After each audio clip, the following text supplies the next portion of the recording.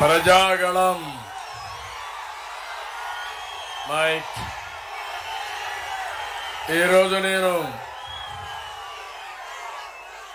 మార్కాపూర్కు వచ్చాను. మార్కాపురం మారుమోగిపోయింది. మీ కేరింతలు, మీ ఈలలు, మీ చప్పట్లు చూస్తా ఉంటే ఏమాత్రం అనుమానం లేదు. నేను చాలా సార్లు మార్కాపూర్ వచ్చాను, కానీ నా జీవితంలో ఎప్పుడూ చూడని స్పందన. ఇప్పుడే ఎమ్మిగనూరు నుంచి వస్తున్నాను. అక్కడ ఇదే ఉత్సాహం. ఈ రోజుకి 5 రోజుల్లో 15 సభలు అడ్రస్ చేశాను. ఎక్కడ చూసినా ఒకే స్పందన. జనం నాడి తెలిసిపోయింది. ఎన్డీఏ గెలిచింది. వైఎస్ఆర్ కాంగ్రెస్ పార్టీ చిత్తుగా ఓడిపోతా ఉంది.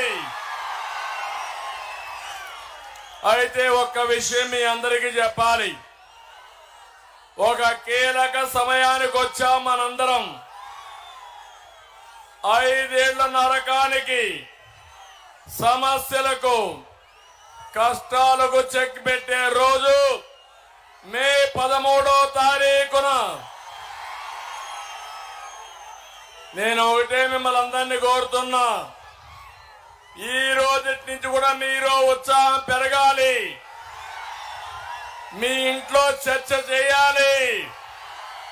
రచ్చబండల మీద,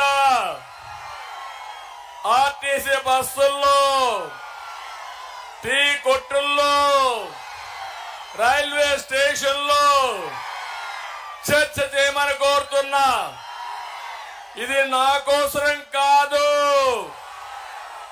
ఈ పిల్లల భవిష్యత్తు కోసరం, మీ పిల్లల భవిష్యత్తు కోసరం, మీకోసం.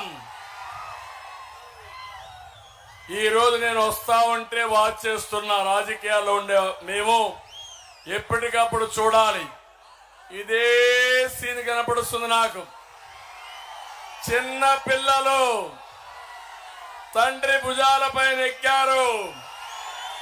నాకు అప్పచెప్తున్నారు వాళ్ళందరూ కలిసి, చంద్రన్న ఈ పిల్లల భవిష్యత్తు మీదేనని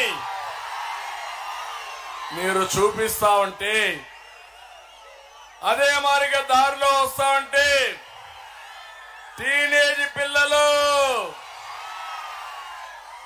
7, 8 తరగతి పిల్లలు చూస్తున్నా. ఎక్కడ కూడా మీ స్పందన చూస్తే నాకు అనిపిస్తుంది మీ రుణం తీర్చుకోవాలి. అందుకే నేను అడుగుతున్నా, అలాంటి తమ్ముళ్ళు ఎక్కడ చూసినా